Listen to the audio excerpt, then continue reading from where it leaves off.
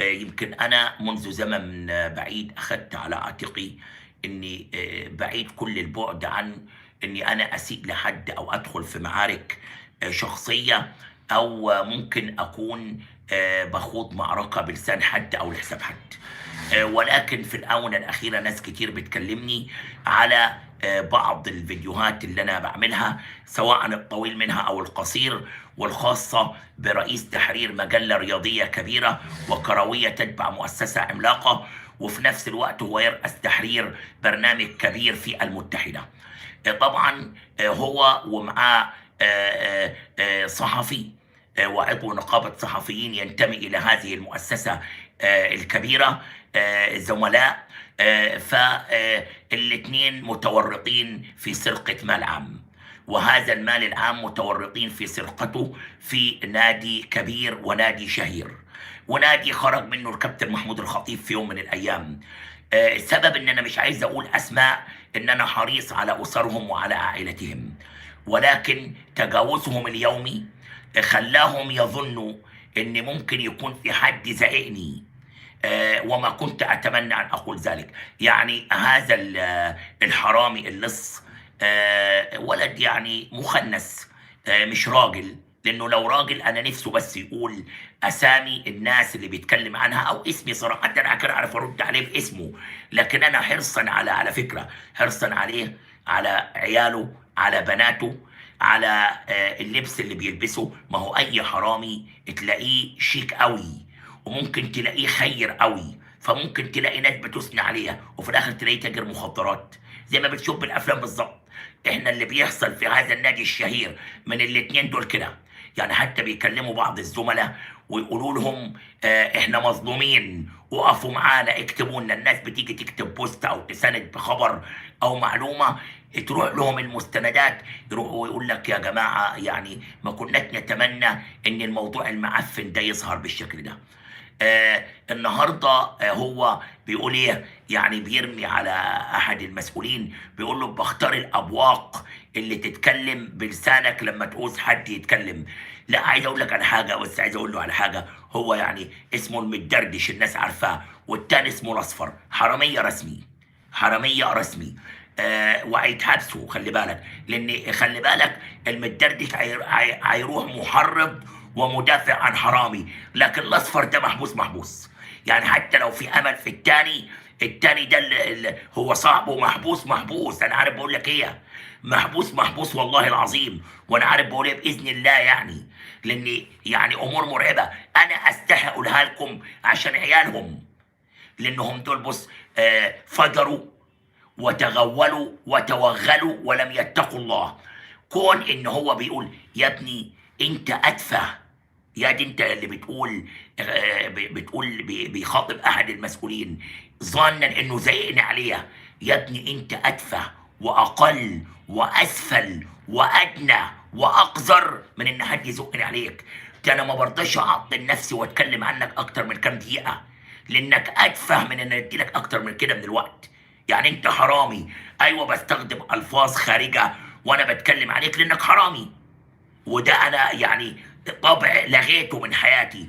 ولكن ليه انا في سن التجاوز بعتذر عنها لمتابعيني؟ كيف تخاطب الحرامي؟ ازاي تخاطب الحرامي؟ انك انت تهزقه، انك انت تكشفه قدام الناس. ده الرسول قال لك اكشفوهم لتحذروا الناس منهم. واحد حرامي يعني اقول لك يا بيه؟ ما لازم اقول لك يا كلب يا صايع يا عره يا حرام يا لص. يعني اقول لك ايه؟ انت حرامي اخاطبك ازاي يعني؟ كيف كيف اخاطب الحرامي يا ساده؟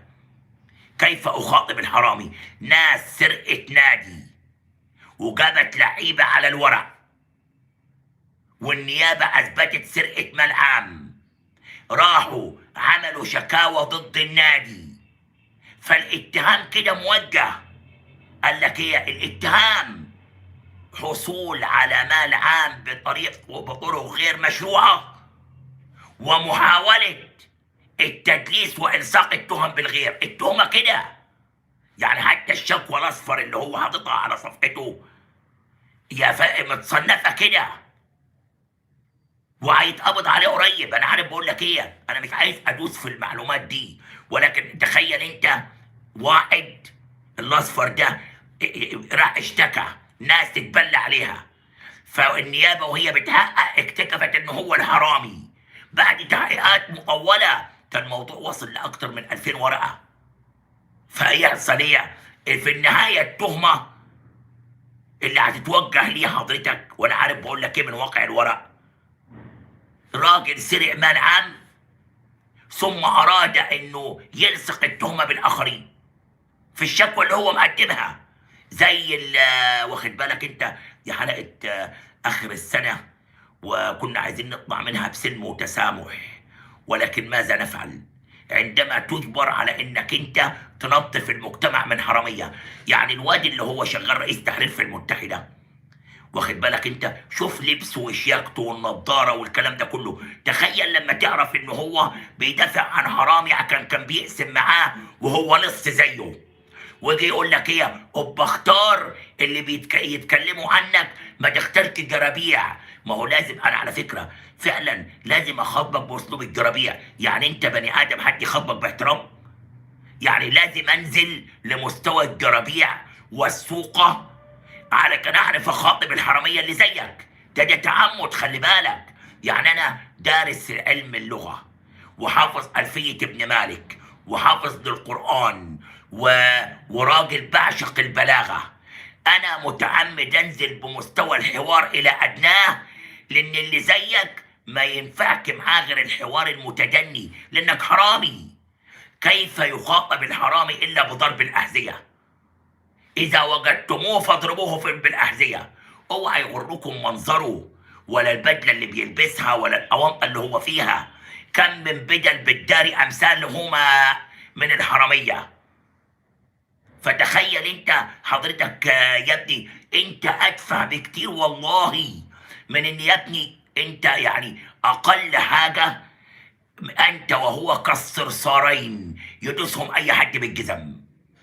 انا اتعمدت بس وانا بودع السنه وبقول ربنا يكرمنا في 25 اني انتقي ما استطيع ان انتقيه من الفاظ واطيه، عشان اعرف يعني دي مرحله مخاطبه الحرامي بهذا المعنى وهذه الكلمات. انا متعمد ان انا اختارها كده، ومتعمد انزل لمستوى الجرابيع. يعني واحد جربوع ما لازم انزل لمستوى الجرابيع. الرسول قال لك رحم الله انسان عامل الناس بلغه قومهم. ودول في المرحله دي اتنين حراميه، لغه حوارهم معايا كده.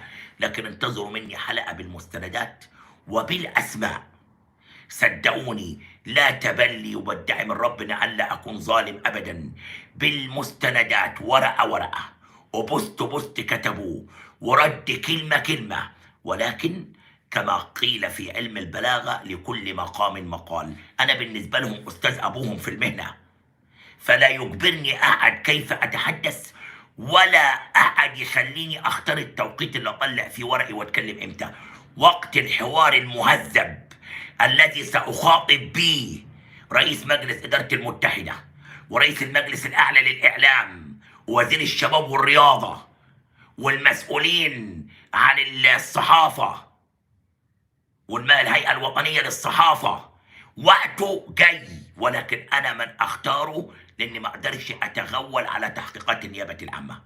عندما تنتهي النيابه العامه يكون مسموح للاعلامي ان يتحدث. انا راجل حافظ قانون وعارف بقول ايه، وكل كلمه بقولها اعرف حسابها واعرف رايحه فين وجايه منين. هذا الوقت هو وقت تهزيء المتدردش الحرامي والاصفر اللص المحتال اللي عمل زي الشر. وكمل انت، عايزه تجيب اللي فيها فيك. فتخيل واحده شر بيدافع عنها مخنث.